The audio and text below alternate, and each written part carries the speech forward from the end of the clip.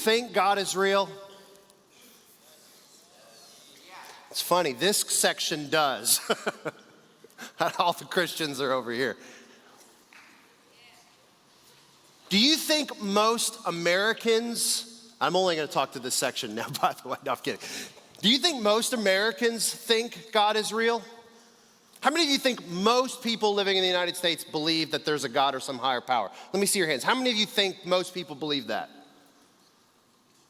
Looks like the majority of you. If you were to guess the percentage, and you're right, the majority of people living in the United States still believe in a God or a higher power. If you were to guess the percentage, what percentage do you think of Americans believe in the existence of God? Somebody shout it out. If you're wrong, I'm just gonna make fun of you. Don't worry about it. Okay, that was a terrible idea. I didn't hear a single thing you said, but I think you right there said 68%. Is that what you said? That's close, but you're way off. It's actually, check this out. 90% of people living in the United States believe there is a God or a higher power. It's interesting, isn't it? It's particularly interesting to me because of the time in which we live, world history. Maybe you've heard of something called the Enlightenment. Well, basically for 200 plus years, there's been an attempt in the Western world to kill God, to create societies that were not built on religious ideas. Many famous thinkers and philosophers over that time have contributed to this. Maybe you've heard of Friedrich Nietzsche, by the way. Any of you heard of the philosopher Friedrich Nietzsche? What was he famous for declaring? God is dead. It's one of his more famous, he's really well known for that, among other things. Of course, when he declared this, it wasn't like shocking news. What he was doing was simply stating something that was matter of fact. And he was like, since everybody already kind of knows this, it's time for us as societies to just move on from God. Into my lifetime, there was the resurgence of the atheist movement and what was called the New Atheists, the four horsemen of the atheist apocalypse. Maybe you've heard of people like Richard Dawkins, scientist who is still alive. He's an atheist, and much of his calling as he perceives it is to eradicate religious belief. Sam Harris, who is still alive, it was his goal to make religious belief like embarrassing, like you would be embarrassed to go about in life and be known as a religious person. They wrote best-selling books, sold millions of copies, had big events. But atheism did not win. It has not won. The majority of people in the United States, and globally for that matter, still believe that there's a God or some higher power. Now, that's not to say there hasn't been an impact by this secular movement. Only 56% of those people believe in the God of the Bible. The rest, though, still think there's something out there. What about you? What do you think? And why do you think most people still believe there is something more? Well, this morning I want to give you 5 what I think are really good reasons to believe that there is something more, but not just something, a person that you can be brought into a relationship with. And if you're ready, let's look at the first reason. It pertains to creation. How does the Bible begin? In the beginning, this is interactive. Let's go. In the beginning, God created the heavens and the earth. This is how Christians answer the question, why is there something rather than nothing? In the beginning, God created. But every person on the planet has to answer this question. I want you to think about it. Why is there something rather than nothing? Why does the universe exist? Where did it come from? There's really only two options. What do you suppose they are? It's either that it was created and it began to exist, that it came into existence at some time long ago, or what do you think the other option is? If it didn't come into existence, what might we conclude about the universe? That it's what? Eternal. That it's always existed. Now, at the beginning of the 20th century, the early 1900s, many of the great thinkers, the astronomers and the cosmologists of the time, what do you think they believed about the universe? They believed that it was eternal, that it had always existed, and that it was unchanging. One of those great thinkers was Albert Einstein. And you can't minimize, you cannot underestimate or not appreciate the impact that Einstein has had on the modern world. Namely, two of his theories, special relativity and general relativity, changed so much about physics, but even practical applications. How many of you have used GPS before? Yeah, I can't get anywhere anymore without GPS. I'm a complete idiot when it comes to directions now because of my dependence on GPS. I'm like Michael Scott. I would drive into a lake if GPS told me to turn right into a lake. I have my Office fans back there. We're going to be friends. GPS is dependent upon Einstein's theory of general relativity, by the way.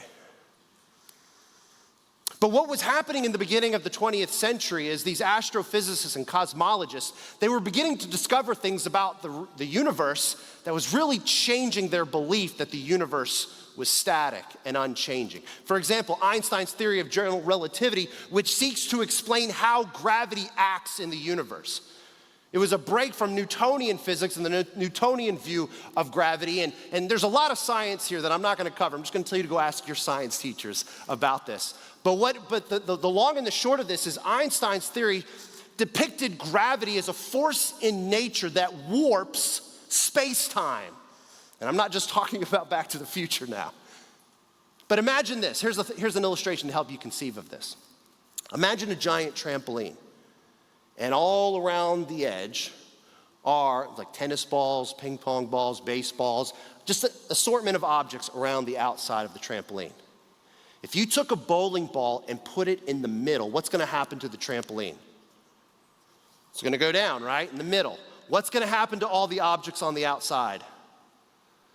They're going to be drawn to the center.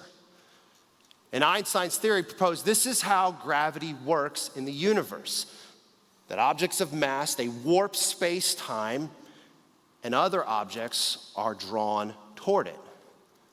It's like, okay, so what? Well, here's the problem that proposed for Einstein and other astrophysicists and cosmologists. If that's true, that that's the way that gravity acts in the universe, why hasn't the universe collapsed in and on itself? If gravity were the only force acting in the universe, how can the universe even exist and not just contract in and on itself?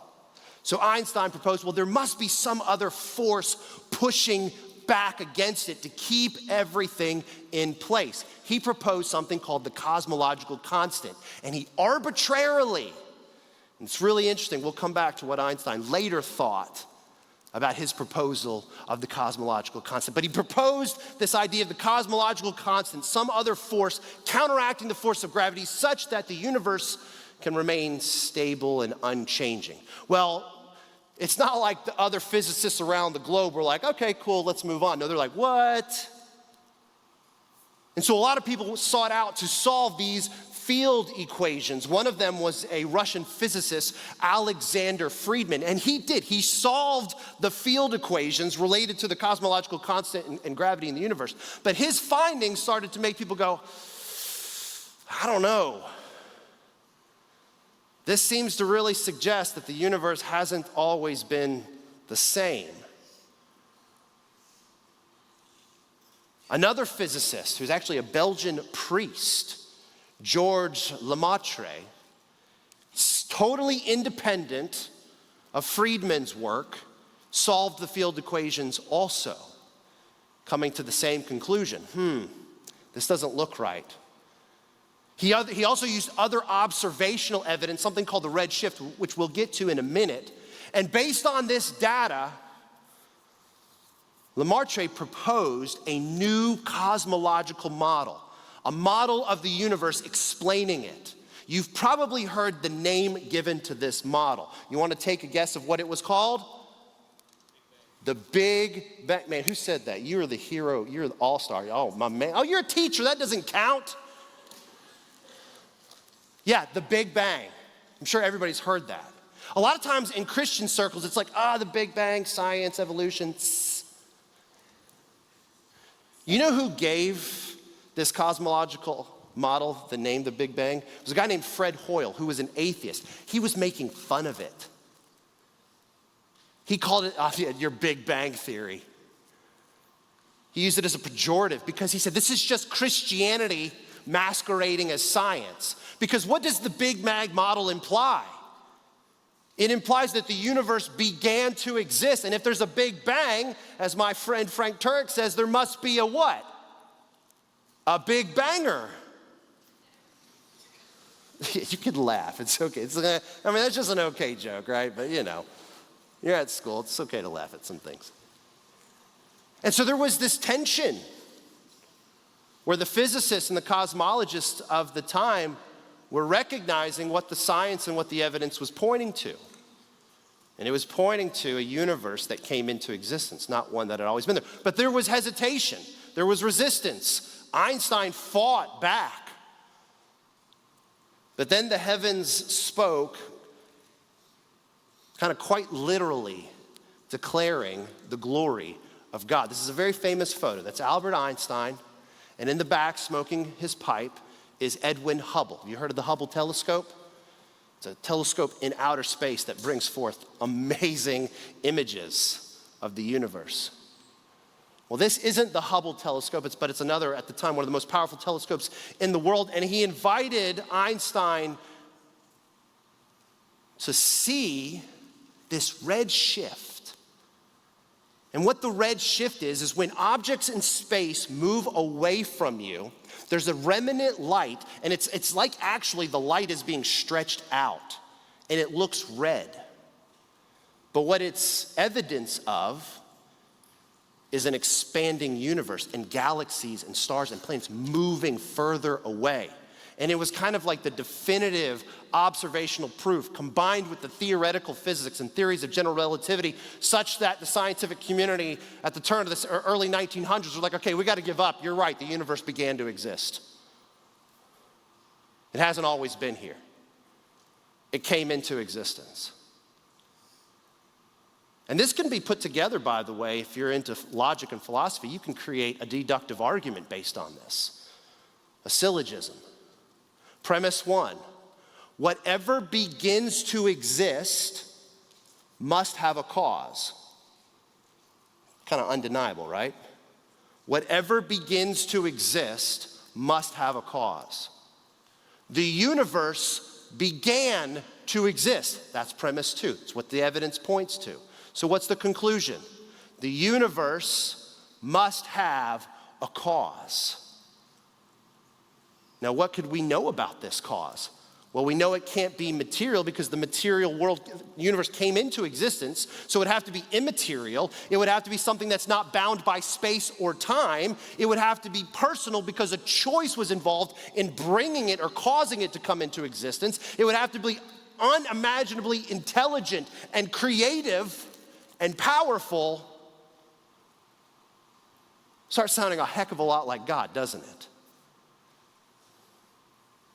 And this is but one reason to believe that there is something out there. An argument from the existence of the universe and creation. But it doesn't stop there. The next one pertains to design. And I'm also using a lot of science here. Again, the 20th century was crazy in terms of scientific advancement. And not only was science finding that the universe came into existence in the distant past, but it's also incredibly fine-tuned and designed. It's unbelievably balanced for life. And the question is, why were things so beautifully balanced for life? It's like the universe was made just so perfectly that life had the chance of arising. And like not And not really almost impossible. And you'll hear this, commonly referred to as things like the fine-tuning argument or intelligent design. And there's a lot of things out there that you could look to. Like the amount of carbon in the universe, the expansion rate of the universe, things like the position of the Earth and proximity to the sun and the size of Jupiter and its position. There's just hundreds and hundreds and hundreds of these things that are just so perfect that if you were to change it even a little bit, life wouldn't be possible. One of the crazier ones pertains to the second law of thermodynamics, which is about entropy. Entropy is a word that describes the amount of order or disorder in a system. Think of a cup of coffee that's hot. What happens to that cup of coffee over time? The heat dissipates. It moves from a state of highly ordered energy to a place of disordered, and it spreads. Well, one of the things that physicists were having to now come to grips with is if the universe came into existence, it must have been that the initial conditions had an incredibly low amount of entropy. And an atheist physicist, Roger Penrose, who won a Nobel Prize, brilliant man, he was like, I wonder how unlikely this would be. What are the chances that the initial conditions would have had this low amount of entropy that would be necessary to explain the universe as we know it today? He's like, what are the chances? Guys, when you've been asking a girl out, she keeps saying no, and you go, hey, so what are my chances that we'll ever get a date? And she says, 1 in a million. And girls, you know what guys hear when you say that, right? They go, so you're telling me there's a chance? Well, this is what Penrose wanted to figure out. What are the chances? And this number is so ridiculous. The chances of the universe having a low entropy such that the kind of order and complexity that we now know today would be possible. Penrose calculated that it would be 1 in the 10 to the 123rd power, which doesn't make any sense to us, right? It's I can't even conceive of a number that big. But if you were to try to write out this number, starting with a 1 and then writing all the zeros behind it, you know how big this number would be? There would be more zeros in this number than there are elementary particles in the universe. It's a number so big you can't even comprehend it. So it's unimaginably impossible that this just happened to be the conditions. And the more we study, the more scientific knowledge that we gain, the more and more it becomes obvious that there is a designer behind the universe. And I think that design also applies to meaning. How many of you just sense that your life has a purpose? And a real purpose. Not just one that you should create for yourself and just make up, but don't you just have this sense that your life actually matters? That it's significant, that you're called to something great?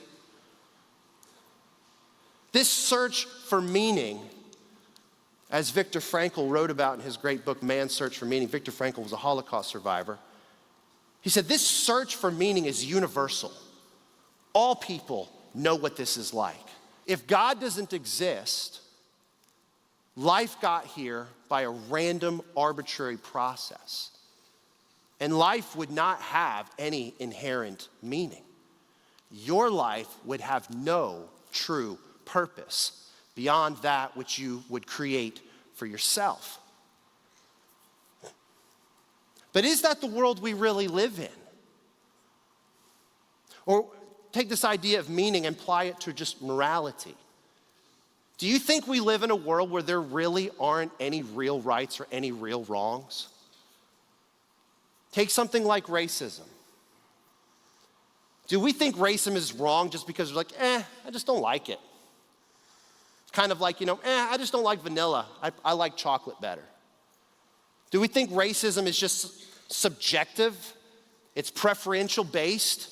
And at this time in history, it's just you know what? We just prefer a society where we treat people equally, not based on some arbitrary characteristic like their skin color, but it's just our preference.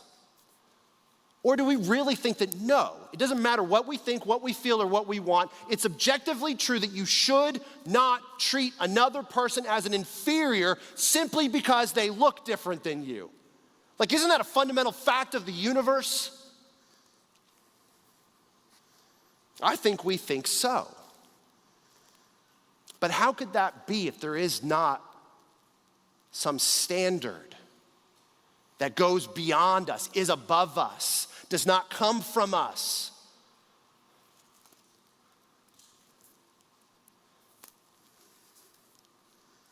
I think the fact that we recognize that no, there are real wrongs and there are real rights points to a moral law giver.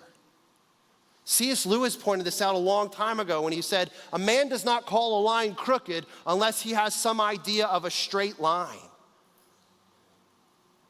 C.S. Lewis, many of you know him, of course, from his writings, Chronicles of Narnia. You know he was an atheist. And one of his biggest problems was the world just seems so unjust. So much evil and suffering in the world. But this became a problem for him in his atheism. Because he's like, what am I using to call it unjust? What standard am I looking at that I go, this is the way things should be. The world is not the way things should be, so they're wrong. What is this standard?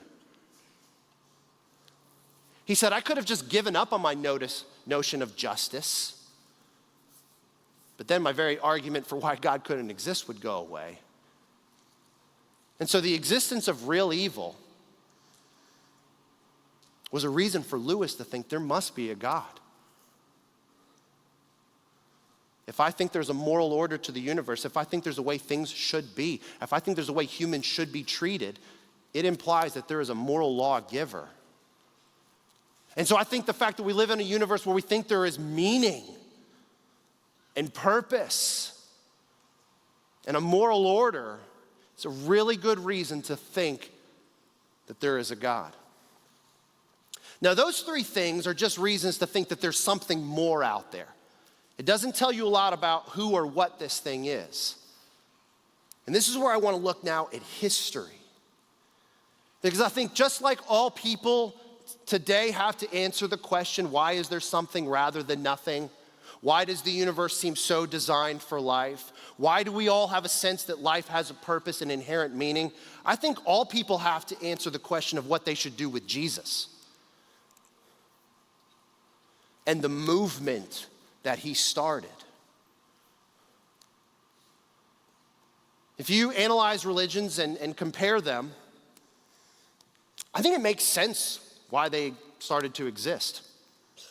Like, you can explain it just from like a normal human standpoint. I get why that started, I get why that started, I get why that started, I get why that religion started. Why did Christianity start as a religion? That's an interesting question. It was so interesting of a question, and it surprised me. I was on a train going from England to Oxford, or from London to Oxford, with a good friend of mine, Scott Klusendorf, and we got into a conversation with a woman who was a professor at a prominent university over there in England. And before long, she finds out who we are, what we're doing there, and she says, oh, we all know religion is just man-made, it's just human inventions, and it's just used by men for profit and power. She's like literally quoting Thomas Paine from The Age of Reason. And Scott asked a very simple question that I could not have anticipated how much it stumped this smart woman. He said, yeah, but what other religions have as their main idea the death and the resurrection of their leader? And she goes, that's a good question, isn't it?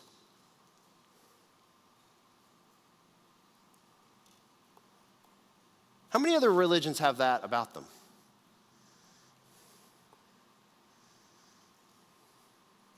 Why would you make that up? Why would that be like the central idea of your faith? Historians don't deny Jesus actually existed, by the way. I don't know if you knew that. Even skeptic, scholar, atheist Bart Ehrman would say the existence of Jesus is probably the best known historical fact that there is.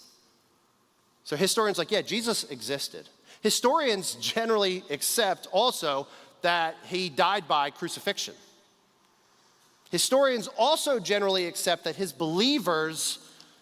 followers, had experiences that they believed were of the risen Jesus thereafter. Historians also generally agree that these followers were willing to die for that belief.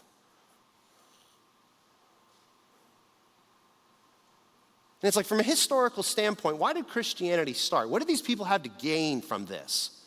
Why would devout Jewish men, for example, Christianity came out of Judaism. Why would devout Jewish men and women who already believed God existed, who already had hope of the afterlife, who were experiencing relative peace in the Roman Empire? Rome let the Jews get away with basically anything.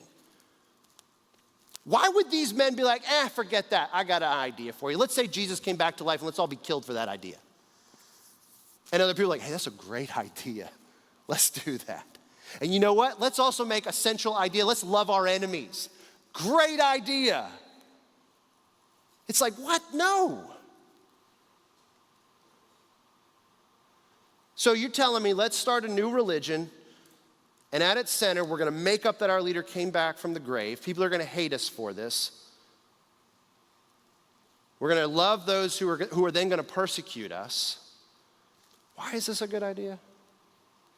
I'm telling you, there's so much more to dive in here too, but we don't have any more time. I'm running out of time as it is. But the start of Christianity from a historical standpoint makes no sense without a literal, physical, bodily resurrection of Jesus Christ. God who comes in flesh, showing us who God the Father is, tells his followers he's going to die and come back to life. He does. Preaches a message of those who have faith in me. That sacrifice is the atonement for all of your sins, and you can be forgiven and be brought into a right relationship with God. And because I have loved you like that by dying on the cross for you, go love other people just like that. And his followers did, and the world literally was changed. The Western world we live in and the freedom and even the laws that we have all actually flow from a cross ethic. Love your neighbor as yourself, one made in the image of God who has the same dignity as you do, the same value that you do. And because your God died and loved you this way, you so go love other people. It literally changed the world. So the start of Christianity from a historical standpoint, the best explanation is a literal, physical, bodily resurrection of Jesus Christ. So I think those are 4 pretty good objective reasons to believe that there is a God, and his son is Jesus Christ, who died on the cross for your sins. But the 5th piece of evidence is just experience. Now, I would never base my argument for God's existence or Christianity based solely on personal or subjective experience. But I think belief in God has a legitimate subjective basis. And I just want to ask you, what do you feel?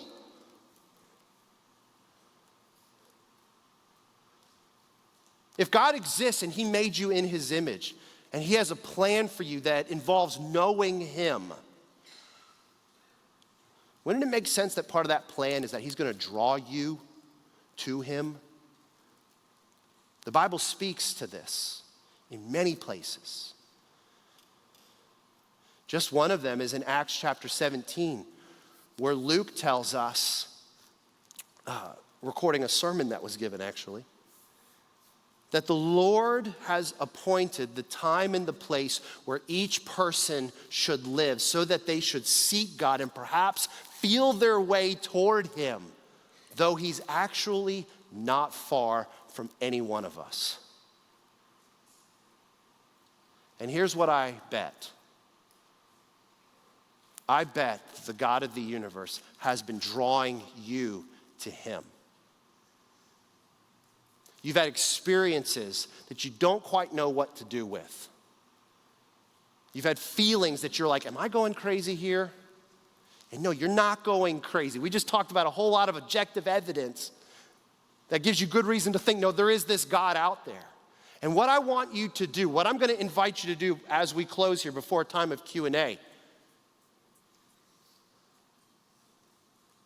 So I want you just to, if you're questioning things, God, is this you drawing me? And then I want you to tell somebody about that. Say, hey, I heard this stuff today. It makes sense that there's a God. And I feel like he's been drawing me. Does that sound crazy to you? And I want you to share that with someone. And for those of you that are confident that God exists and you've met him, here's a lot of good reasons why you should go in confidence and proclaim this good news to everybody. There is a God. You're not crazy. There are good reasons to believe this. Let us go forward in confidence and tell everybody this good news. Amen?